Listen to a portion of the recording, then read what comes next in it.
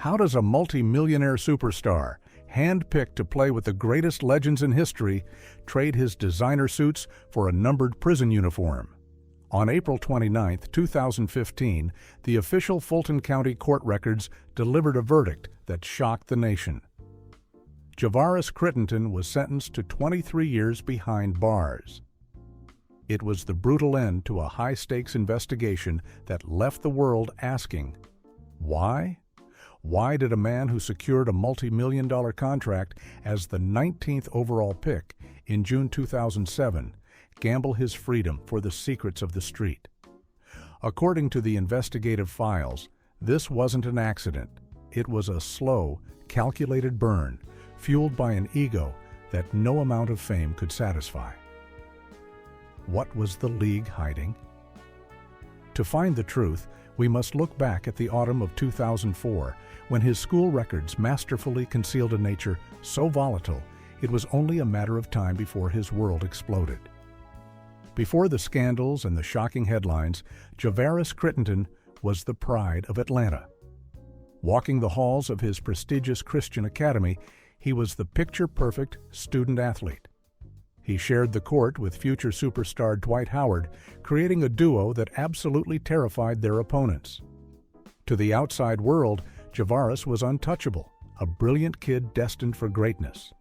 But was this flawless image carefully manufactured by those who saw him as a future cash cow?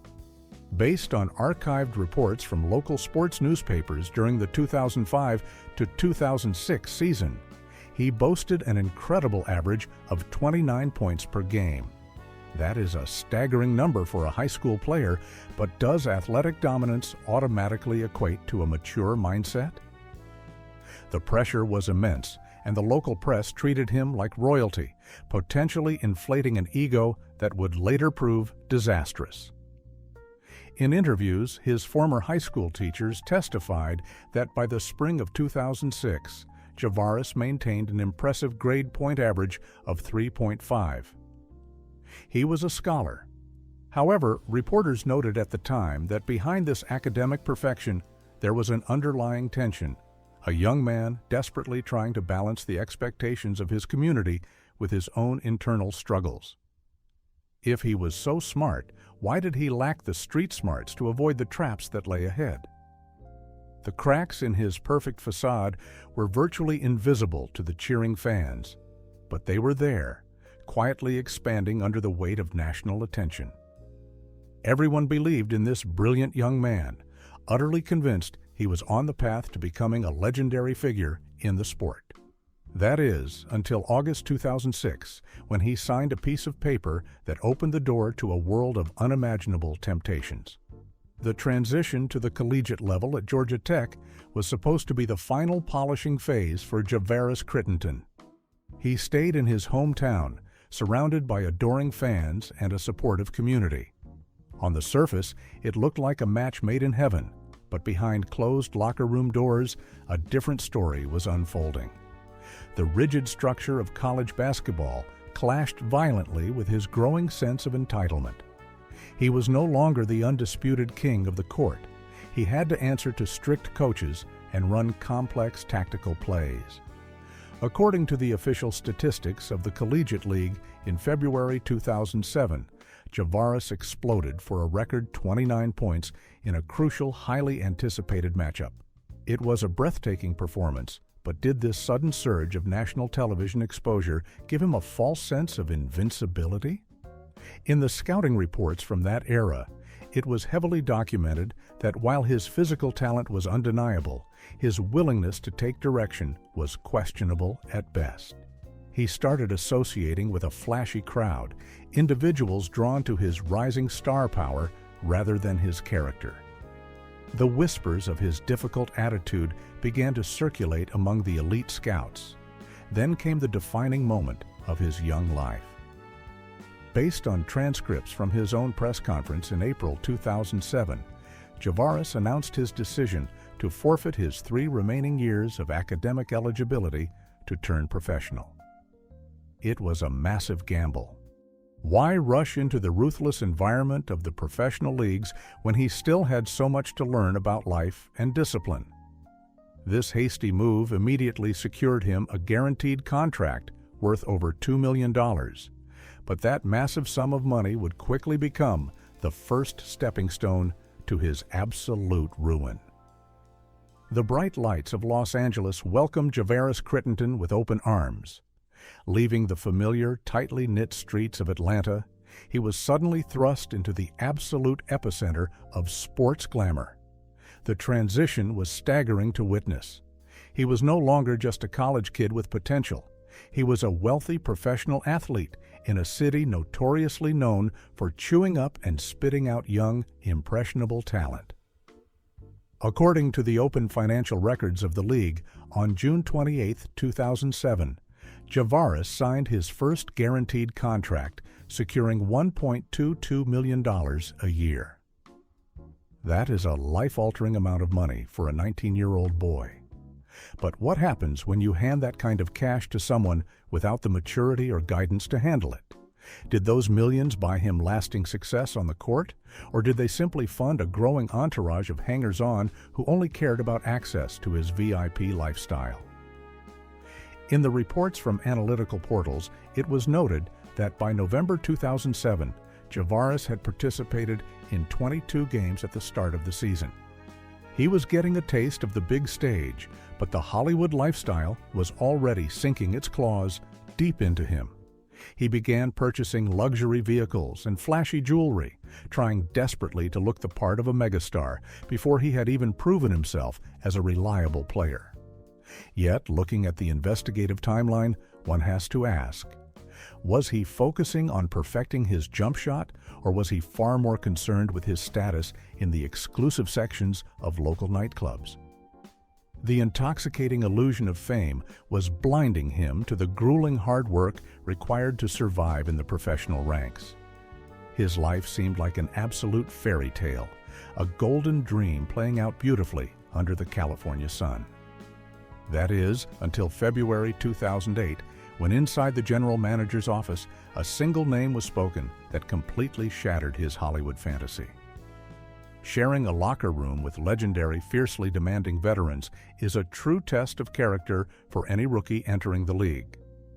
For Javaris Crittenton, the high-stakes pressure cooker of Los Angeles quickly became unbearable. He was expected to learn quietly, to observe respectfully, and to submit to the intense hierarchy established by the team's unquestioned veteran leaders.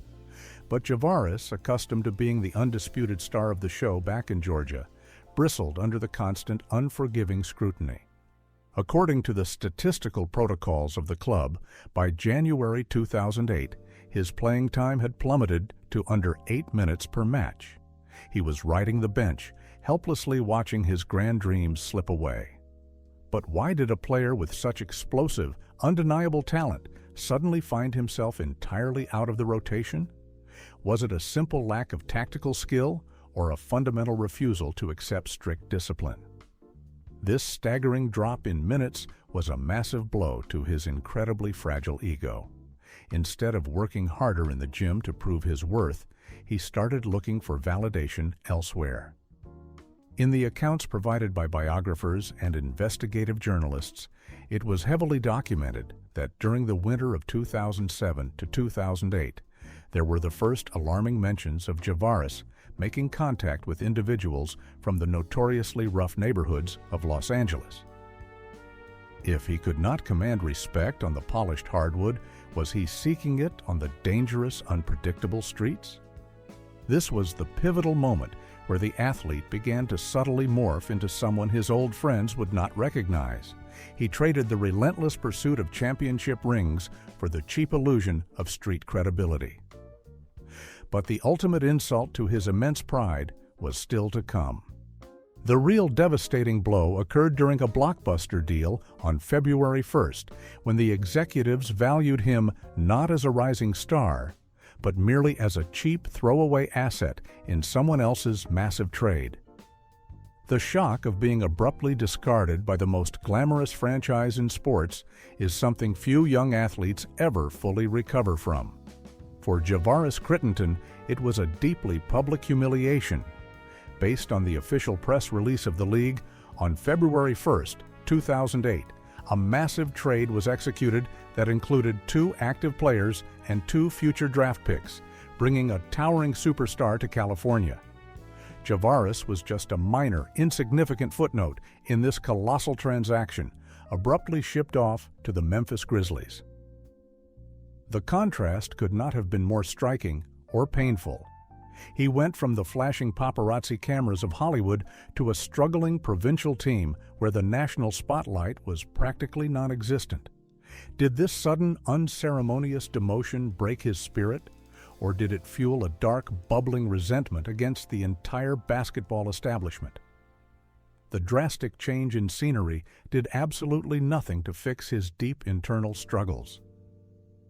According to the Competition Archive documents, during the spring of 2008, Javaris played a grand total of only 7 games for his new team at the tail end of the season. Just 7 games. Why would a professional team trade for a young point guard only to glue him to the bench once again?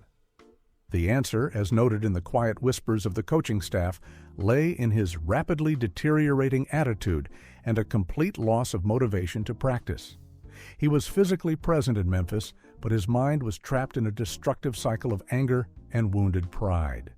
After 10 miserable months of sitting in the shadows and watching others play the game he used to dominate, the franchise finally washed their hands of him completely. They dumped his contract for pennies, sending him packing to the nation's capital, where a fatal meeting awaited him in the locker room. Arriving in Washington was supposed to be the ultimate redemption story for Javaris Crittenton. He was handed a golden opportunity to wipe the slate clean and finally prove his worth on the professional court. But did he actually step into a healthy environment, or was he merely dropped into a highly combustible, notoriously unstable locker room? Based on the financial audit reports of the association, on December 10, 2008, the front office executed a trade that brought him to the nation's capital, deliberately maintaining his lucrative salary of $1.4 million. That is a massive investment in a player who had spent the last 10 months collecting dust on the bench. Why would the management take such an expensive risk on a known wildcard? The answer might lie in their desperate need for young talent, but they severely underestimated the toxic dynamic he was about to enter.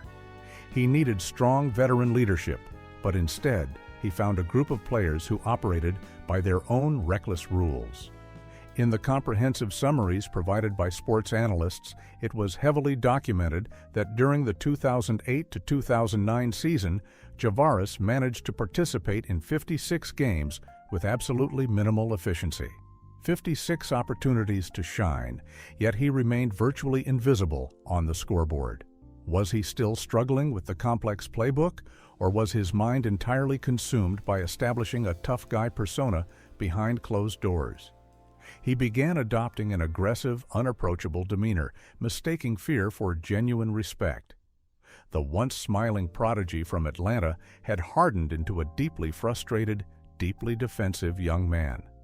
The season sputtered to a lifeless, forgettable conclusion, but the real catastrophe was quietly brewing off the court. In December 2009, aboard a luxurious private jet, thousands of feet in the air, a simple deck of cards was dealt that would permanently alter the dark history of the sport. Professional athletes traveling on private charters often live by a completely different set of rules. Far away from the flashing cameras and screaming fans, the atmosphere can quickly morph into a high-stakes playground of unchecked egos and massive wagers. For Javaris Crittenton, this enclosed, pressurized environment proved to be the absolute worst place for his fragile pride. He found himself locked in a tense gambling session with the team's undisputed franchise superstar, Gilbert. According to the sworn witness testimonies found in the internal investigation files on December 19, 2009, a bitter dispute erupted over a seemingly insignificant card game debt totaling exactly $1,100. For men making millions annually, that sum is practically pocket change. So why did a measly $1,000 spark such a vicious, uncontrollable rage? The argument was never truly about the cash. It was about public humiliation and an absolute refusal to back down in front of the entire roster. The verbal altercation quickly escalated from standard trash talk into something far more sinister. In the published memoirs of eyewitnesses who were on that flight, it was noted that during the tense standoff on December 19th, the veteran superstar explicitly threatened to set Javaris's luxury car on fire. It was a wildly provocative statement designed to belittle the younger player. How does a 21-year-old with deep insecurities and a desperate need to project toughness respond to such a blatant public insult? Instead of walking away and letting the management handle the dispute, Javaris chose the most destructive path imaginable. He verbally fired back, promising to shoot his teammate in his surgically repaired knee. None of the exhausted players sitting on that airplane took these terrifying threats seriously, dismissing them as the foolish posturing of overgrown children. They assumed the anger would simply evaporate upon landing, completely unaware that on December 21st, the blinding flash of cold metal would shatter the sanctity of their locker room. The locker room is supposed to be the ultimate safe sanctuary for a professional team, a heavily guarded fortress where strategies are born and brotherhoods are forged. But for the Washington franchise, that sacred space was abruptly transformed into a terrifying standoff right out of a Hollywood mafia film. The dispute from the private jet had not cooled down. It had mutated into a deeply dangerous, highly illegal game of chicken. Based on the official reports filed by the Capitol Police on the fateful morning of December 21, 2009, 4 completely unloaded handguns were deliberately placed on the chair belonging to Javaris Crittenton. It was a bizarre, twisted joke orchestrated by the team's superstar, an arrogant dare wrapped in a threat. But how did Javaris, a young man already teetering on the edge of professional irrelevance, react to finding a personal armory sitting on his stool? In the internal memos drafted by the deeply shocked coaching staff, it was recorded that this unprecedented incident occurred exactly 1 hour before the scheduled morning practice. Dozens of people were in the immediate vicinity. Instead of laughing it off or immediately notifying the authorities, Javaris reached into his own belongings and produced a weapon of his own. The police documents explicitly stated that unlike the prankster's firearms, the weapon Javaris drew was fully loaded and ready to fire. Why did a professional athlete feel the absolute necessity to bring a loaded, highly lethal piece of equipment into a heavily secured sports facility? The entire room froze in sheer, unadulterated terror as the 2 millionaires locked eyes, separated only by their massive egos and the deadly steel in their hands. Panicked teammates quickly intervened, desperately trying to de-escalate the explosive situation and sweep the terrifying confrontation under the rug. The franchise management frantically attempted to bury the truth to protect their lucrative brand. However, their desperate cover-up was doomed to fail because on January 1st, the relentless press finally caught wind of the scandal and the heavy wheels of justice began to turn. The secret was finally out, and the highest authorities of the sport were absolutely furious. A professional basketball locker room had been turned into a staging ground for an armed standoff, and the resulting fallout was nothing short of a public relations catastrophe for the league. For days, the franchise desperately tried to keep a tight lid on the terrifying confrontation between Javaris Crittenton and the team's franchise player. But secrets involving loaded weapons and multi-millionaire athletes rarely stay buried forever. According to the archives of leading national media, on January 1, 2010, the first devastating publication about the scandal hit the front pages, sending absolute shockwaves through the sports world. And right here, a massive question arises. Who exactly leaked this explosive information to the press? Was it a terrified teammate who genuinely feared for his life, or a calculated move by someone in the front office looking to void a massive contract? Once the story broke, the polished hardwood of the arena was suddenly swarming with local police and federal agents. In the materials of the prosecutor's inspection, it was meticulously detailed that by mid-January 2010, investigators had conducted over 50 hours of grueling interrogations involving the players, the coaching staff, and the arena personnel. Every single locker was searched, every bag was examined. The league commissioner, known for his zero-tolerance policy regarding off-court misconduct, demanded a ruthless, highly public example be made of the culprits. The authorities were initially looking for a simple case of reckless hooliganism, but on January 27th, the league's final verdict stripped Javaris of his most valuable asset, the ability to play the game and earn his livelihood. Facing the unforgiving heavy machinery of the criminal justice system is a terrifying wake-up call for any ordinary citizen. But for a pampered, highly privileged athlete, it is a complete and total catastrophe. Javaris Crittenton was no longer shielded by his famous jersey or his lucrative bank account. He was standing in a courtroom facing the severe consequences of bringing lethal hardware into a workplace. From the official judicial protocols of Washington, it is undeniably clear that on January 25, 2010, the fallen point guard entered a guilty plea to one single count of a misdemeanor charge for unregistered possession. But why did he fold so quickly? Was this rapid admission of guilt a desperate, carefully negotiated plea deal to avoid spending actual time in a federal prison? He managed to escape a harsh cell, receiving probation and community service instead. But the Athletic Association was not nearly as forgiving as the municipal judge. According to the strictly confidential documents of the association's disciplinary committee, on January 27, 2010, the commissioner handed down a ruthless suspension for the remaining 38 games of the season, entirely without pay. 38 games of zero income. How does a young man, deeply addicted to a lavish lifestyle of luxury cars and expensive jewelry, suddenly survive when the massive guaranteed paychecks instantly vanish?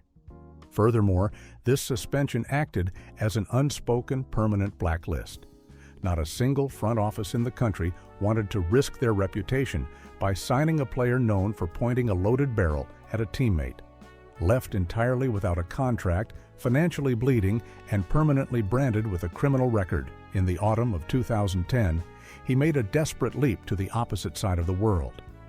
When your professional reputation in your homeland is completely pulverized, running as far away as possible often seems like the only logical solution. For Javaris Crittenton, the promise of the Chinese professional leagues offered a brief, flickering illusion of a second chance. It was an opportunity to escape the relentless American media, hide from his mounting financial obligations, and perhaps rediscover his love for the game in a completely foreign environment.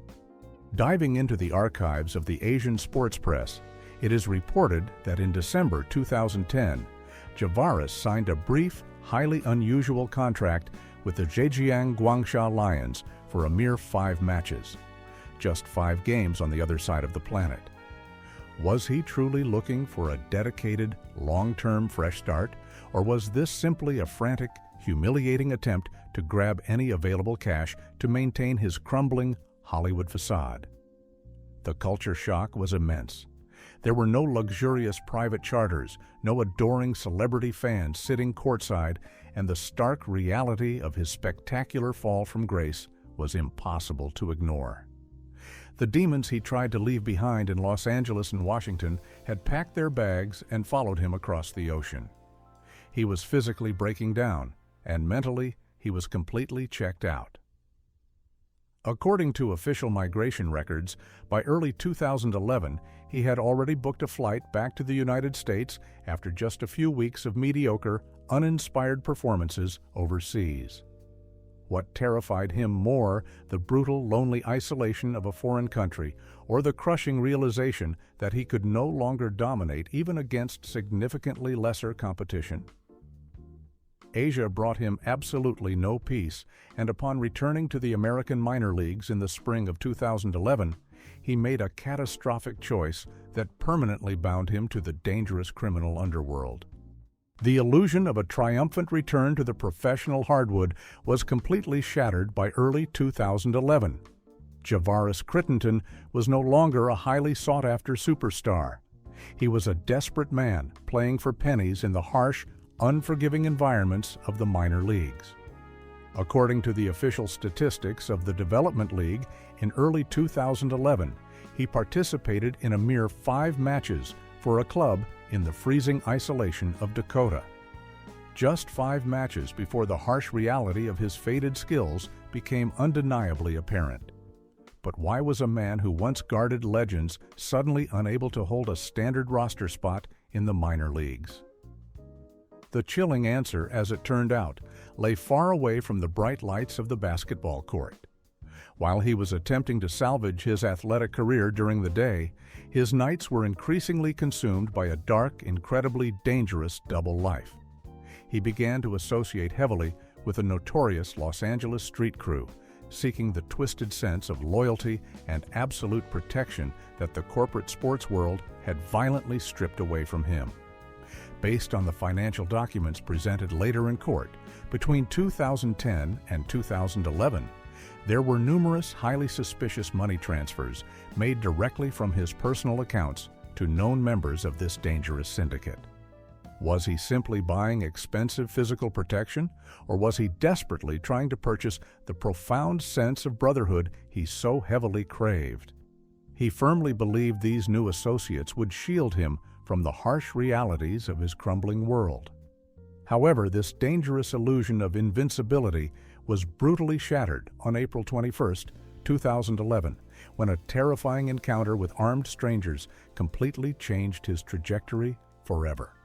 Stepping out of a local Atlanta barbershop should have been a completely mundane, ordinary moment in the life of a former athlete. But for Javaris Crittenton, the familiar streets he once considered his absolute safe haven suddenly turned into a devastating trap. The expensive protection he thought he had purchased from his dangerous Los Angeles associates meant absolutely nothing on his home turf. In the materials of the police reports, it was explicitly detailed that on April 21, 2011, a terrifying armed robbery occurred, resulting in the violent theft of approximately $55,000 worth of luxury jewelry. Imagine the sheer, unadulterated humiliation. A man who desperately projected an aura of absolute street toughness was suddenly stripped of his glittering armor by local opportunists in broad daylight. But a crucial, highly suspicious question emerges from the investigative files. Why did he initially hesitate to involve the local authorities? Based on the victim's own interrogation testimonies recorded later in April 2011, the thieves aggressively snatched an incredibly expensive diamond watch and his personal mobile phone right from his hands. For someone deeply entrenched in the unspoken, rigid rules of the street, going to the police was viewed as an unforgivable sign of absolute weakness. His deeply bruised ego simply could not handle the public embarrassment of being a wealthy, helpless victim. The devastating financial loss of the diamonds was painful, but the massive blow to his carefully constructed tough guy pride was completely unbearable. This profound humiliation demanded immediate, ruthless retribution, and over the course of the next 4 months, he rapidly transformed into a deeply paranoid individual who refused to leave his home without a fully loaded argument tucked into his waistband. The scorching heat of the Atlanta summer only amplified the dark, consuming paranoia that had completely taken over the mind of Javaris Crittenton. He was no longer a fallen point guard hoping for a comeback. He had morphed into a desperate, heavily armed vigilante, relentlessly hunting the dangerous phantoms who had humiliated him outside that barbershop. He utilized his dangerous underworld connections, desperately shaking down the local streets for any viable information regarding his stolen diamonds. According to the official bank statements featured prominently in court during the summer of 2011, there was a chilling transaction involving the purchase of a high-powered semi-automatic weapon and a large quantity of specialized ammunition. Why would a man already on probation for a highly publicized, career-ending firearms offense take such a massive, completely reckless legal risk. He was absolutely convinced that the local authorities were useless and that the only true justice was the kind he could violently dispense himself. The frantic, obsessive hunt escalated dramatically over the passing weeks. Based on the surveillance camera materials pulled by investigators in August 2011, he was repeatedly spotted driving a rented SUV that was carefully registered to a completely different, unaffiliated individual. This was a classic, heavily calculated move straight out of a criminal playbook, designed to effectively mask his movements as he prowled the local neighborhoods looking for his attackers. His deep, festering anger was rapidly boiling over into absolute, uncontrollable madness. This terrifying obsession finally reached its absolute peak on the humid evening of August 19th, when he spotted a man on the street who, in his deeply paranoid mind, appeared to be wearing his stolen watch. The humid night air of August 19, 2011 was thick with a tension that was about to explode into a national tragedy. Javaris Crittenton was no longer a sportsman. He was a hunter stalking the asphalt, his eyes scanning the sidewalks for any sign of the men who had bruised his massive ego. When he spotted a group of individuals standing on a corner, his clouded judgment fixated on a young man he was absolutely certain was involved in his earlier humiliation. But was his target actually a criminal, or just a ghost created by his own consuming paranoia? According to the detailed ballistics expertise filed in the criminal case, on that fateful evening of August 19th, 4 shots were rapidly fired from a high-powered weapon through the window of a moving vehicle. Imagine the sheer, reckless violence of that moment. A multi-millionaire athlete, trained for precision on the court, was now spraying lead into a crowded residential neighborhood. But the most heart-wrenching revelation comes from the official medical examiner's report. The intended target was never struck. Instead, the heavy-caliber rounds found a completely innocent victim, a 22-year-old mother of 4 named Julian Jones, who was simply walking to her home. Why did a man with every resource imaginable choose to become a judge, jury, and executioner on a public street? The investigative files noted that as the young woman collapsed, the dark SUV roared away, leaving behind a shattered family and a trail of evidence that would eventually lead straight back to the locker rooms of the elite. Javaris Crittenton had officially crossed a line from which there was no possible return. The realization of what he had done must have hit Javaris Crittenton like a physical blow. He didn't turn himself in. He didn't seek a lawyer. Instead, he chose the path of a desperate fugitive, attempting to vanish into the vastness of the country. But how does a 6'5" professional athlete with a recognizable face disappear in the age of digital surveillance and federal task forces? On August 26, 2011, the Atlanta Police Department officially issued a murder warrant, and the hunt was no longer local. It was a national priority. The Federal Bureau of Investigation was officially called in to track the movements of the former star. According to the official press releases from the Bureau, on August 29, 2011, the chase ended abruptly at the John Wayne Airport in Orange County, California. He was intercepted by federal agents just as he was attempting to board a flight, likely seeking a new hiding place in the city where his professional career had once begun with so much promise. Based on the public statements from the police department at the time, his arrest was a calculated, high-stakes operation. He was extradited back to Georgia, facing the most severe charges imaginable. But the most shocking twist in this investigative timeline occurred shortly after his return. Despite the gravity of the accusations, he was somehow granted a massive bond, allowing him to walk the streets while awaiting trial. Everyone assumed he would spend that time in quiet reflection or legal preparation. However, in January 2014, he proved to the world that his descent into the underworld was far from over. Being out on a multi-thousand-dollar bond for a homicide charge would typically be a time for absolute discretion and legal caution.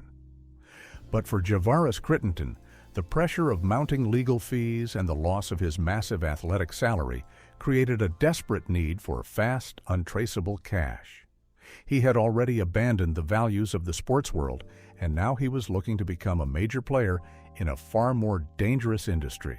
According to the official indictment from the state prosecutor's office in 2013, while he was still awaiting his day in court for the shooting, Javaris was named as a key figure in a massive gang-related conspiracy.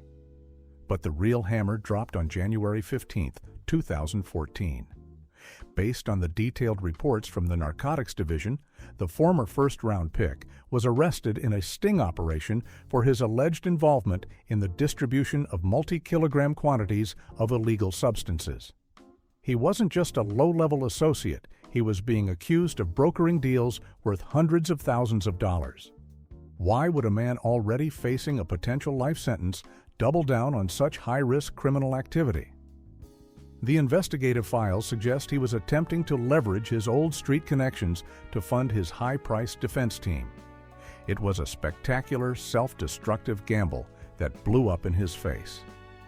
This second arrest effectively sealed his fate, stripping away any lingering public sympathy and making a long-term prison sentence an absolute certainty.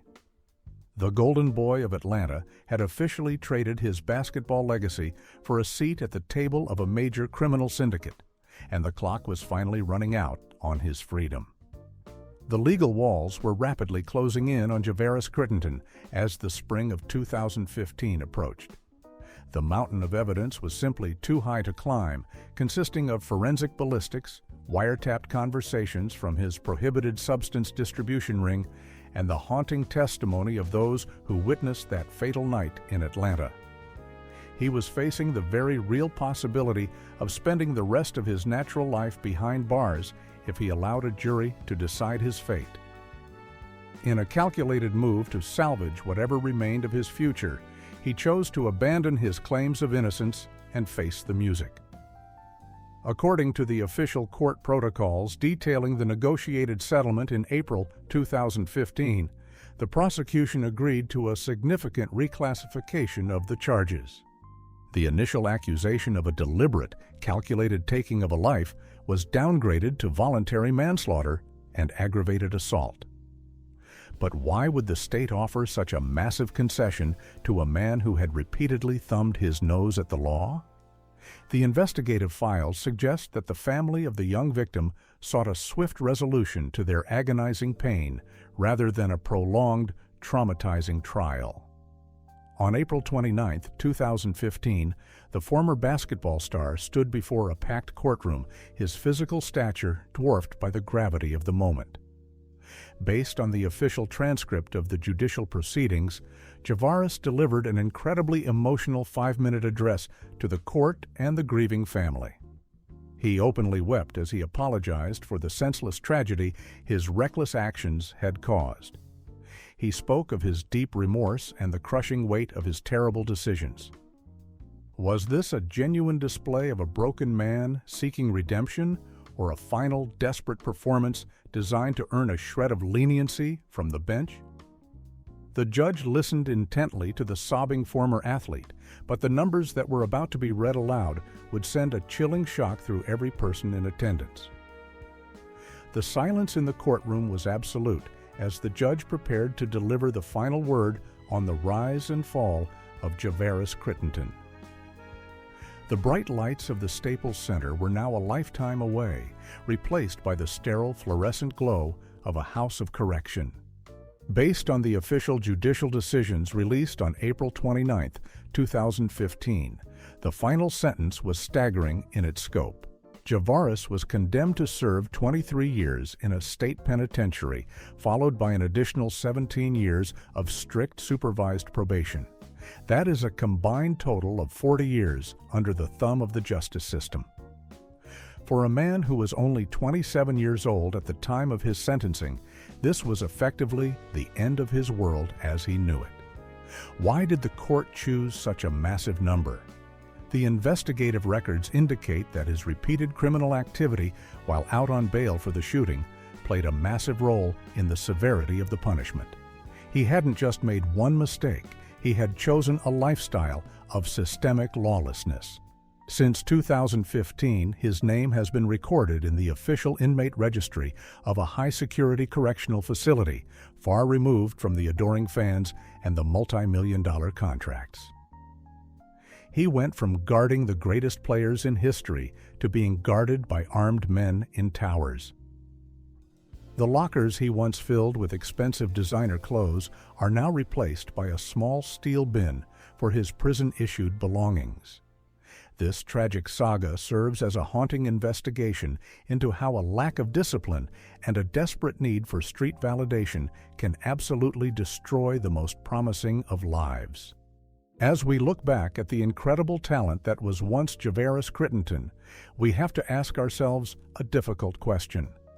In an era where young stars are handed tens of millions of dollars before they have even learned the true value of a human life, how many other tragedies are currently being written in the shadows of the elite leagues? The secrets of the locker room might be well guarded, but as we have seen today, the truth eventually finds its way into the light, even if it takes a lifetime behind bars to get there.